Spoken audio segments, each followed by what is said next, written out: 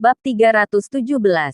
Bagian investigasi kejahatan komersial. Benarkah? Apa Anda bisa menjamin bahwa setiap produk tidak memiliki masalah kualitas? Tapi aku mendengar bahwa Jordan Group ingin cepat sukses. Produk ini diproduksi kurang dari sebelum. Produk yang sama membutuhkan waktu setengah tahun. Sulit untuk tidak meragukannya. Betul, Anda juga mengundang Tuan Hugo sebagai ambasador. Dengan reputasi Tuan Hugo, jadi tidak ada yang berani benar-benar memeriksa kualitas produk. Apakah Anda menipu Tuan Hugo? Jolene tidak bisa membantah. Pada saat ini, orang-orang dari Departemen Investigasi Kejahatan Komersial Kota Anhemia juga datang.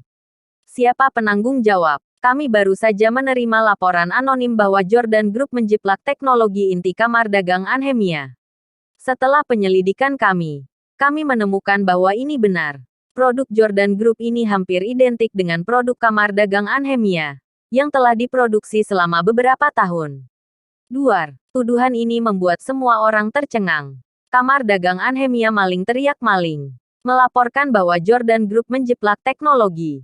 Setelah Yongki mendengarnya, dia tersenyum, pantas saja ada masalah. Ternyata menjiplak teknologi orang lain dan tidak berhasil. Ya. Pasti itu masalahnya. Menjiplak teknologi orang lain pasti bermasalah. Semua orang di gugus tugas mencibir. Pada saat ini, media besar juga mengirimkan berita heboh. Alasan utama kecelakaan medis. Jordan Group menjiplak teknologi inti kamar dagang Anhemia. Sekejap, internet penuh dengan omelan. Nilai pasar Jordan Group juga anjlok.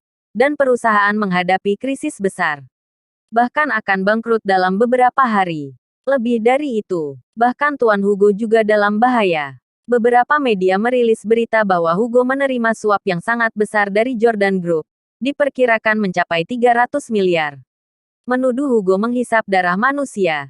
Tidak memiliki kode etik kedokteran. Sudah mengetahui produk Jordan Group tidak bagus. Masih menjadi penjamin. Banyak orang menyebut Hugo munafik terbesar. Jordan Group menerima gelombang demi gelombang yang berdatangan. Segera setelah itu, polisi yang dipanggil oleh Yongki datang. Jolene, Samuel, lebih dari setengah eksekutif perusahaan dibawa pergi. Dapat dilihat betapa serius situasinya. Pada saat ini, di rumah sakit umum di kota itu, Tuan Hugo membuka praktik seperti biasa. Dan Amanda menjadi asisten. Suara yang sangat bising datang dari koridor. Apa yang terjadi? Hugo mengernyitkan kening. Tapi dia tidak khawatir tentang keselamatannya. Nathan telah mengutus seorang ahli untuk melindunginya. Segera, beberapa anggota keluarga bergegas masuk. Hugo, Anda dokter berhati hitam. Apakah darah manusia enak? Apakah kamu merasa nyaman dengan 300 miliar itu? Di mana hati nuranimu? Sudah membunuh seseorang. Beberapa anggota keluarga memarahi Hugo dan memaki. Hugo, kamu binatang. Kamu adalah dokter terburuk di seluruh Neslandia. Ya, kamu tidak pantas memakai jubah putih ini. Kamu bukan orang baik. Anggota keluarga sangat agresif. Jika dokter dan perawat tidak menghentikannya, mereka akan menyerang Hugo. Kakek, kamu mati mengenaskan. Penyakitmu sama sekali tidak parah. Seorang wanita berlutut di kantor, menangis dengan pilu. Anggota keluarga lainnya mulai menghancurkan barang-barang dan mulut mereka tidak berhenti mengomel. Apa yang telah terjadi? Hugo tercengang. Tuan Hugo, tadi malam rumah sakit menggunakan peralatan medis dari Jordan Group. Kemudian peralatan itu rusak. Pasien meninggal. Penyakitnya tidak parah. Seorang dokter memberitahu Hugo yang sebenarnya. Duar, mendengar berita ini, Hugo terkulai di kursi. Bab 318. Orang tewas. Amanda yang di sebelahnya juga pucat. Ada yang meninggal. Masalahnya semakin besar. Produk tersebut dijamin oleh Hugo sendiri. Jika ada masalah, mereka tidak perlu pergi ke Jordan Group, tetapi langsung mencari Hugo. Bagaimana ini bisa terjadi? Hugo ekspresi tidak percaya. Lagi pula, dia dan para siswa telah meneliti produk secara pribadi dan ada jaminan ganda. Satu-satunya penjelasan adalah ada orang menjebak Jordan Group. Tetapi cara ini terlalu sadis. Sebuah nyawa telah hilang. Hugo menggebrak meja. Apapun yang terjadi, aku, Hugo Joanou, akan mengurusnya sampai akhir. Dia memberitahu Amanda untuk meminta rumah sakit membantu mengatur konferensi pers. Dengan cepat konferensi pers akan digelar. Maksud Hugo, dia akan menyelidiki masalah ini dengan ketat dan memberikan kebenaran kepada semua orang. Jika ini benar-benar masalah kualitas produk, Hugo bersedia membayar dengan kematian. Setelah konferensi pers diadakan, masalah semakin besar. Semua orang tidak mengira prinsip Hugo begitu kuat. Tidak ragu untuk mengorbankan hidup sendiri. Di Bernard Group, Bernard dan Ricky bersama dua orang lainnya. Bernard, bagaimana? Apakah semuanya sudah diatur? Lonnie bertanya dengan cemas. Bernard tersenyum. Jangan khawatir. Semua sudah diatur. Peralatan pengawasan di rumah sakit yang diam-diam diganti telah dihancurkan. Bahkan teknologi polisi tidak dapat menemukannya.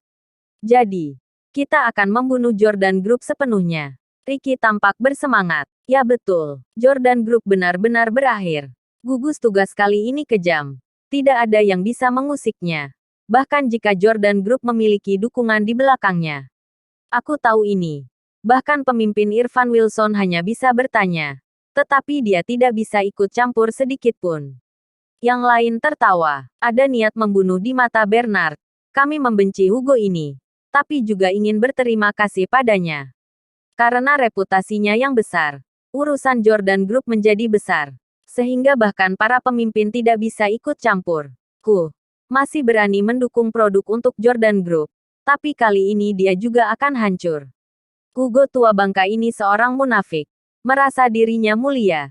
Tidak tahu sudah menerima berapa banyak uang dari Jordan Group. Ricky dan Lonnie mencibir lagi. Kali ini kita tidak hanya menyingkirkan Jordan Group. Pesanan kita juga telah meningkat pesat. Barang kita mahal. Tapi menjamin keselamatan. Hehe. Sekelompok rubah tua tersenyum sinis. Ini adalah pengusaha berhati hitam. Demi keuntungan. Demi diri sendiri. Mengorbankan nyawa orang lain.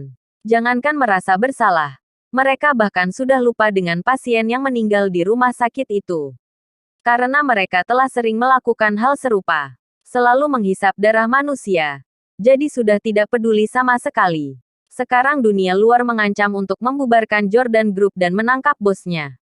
Karena setelah kecelakaan itu, kecuali Jolene sebagai wakil presiden, bos sebenarnya dari Jordan Group belum muncul. Bukan hanya Jordan Group. Bahkan perusahaan baru Kirana dalam bahaya. Jika Jordan Group dihapuskan, mereka juga akan dihapus. Kebetulan Kirana memiliki kerjasama strategis dengan perusahaan perdagangan luar negeri di Skynia baru-baru ini. Jika ada yang tidak beres dengan Jordan Group, kerjasama ini pasti akan gagal. Hugo segera menemukan Nathan. Nathan juga sangat marah ketika dia baru mengetahui hal ini. Tidak diragukan lagi pasti kamar dagang Anhemia. Kata Nathan. Bersambung.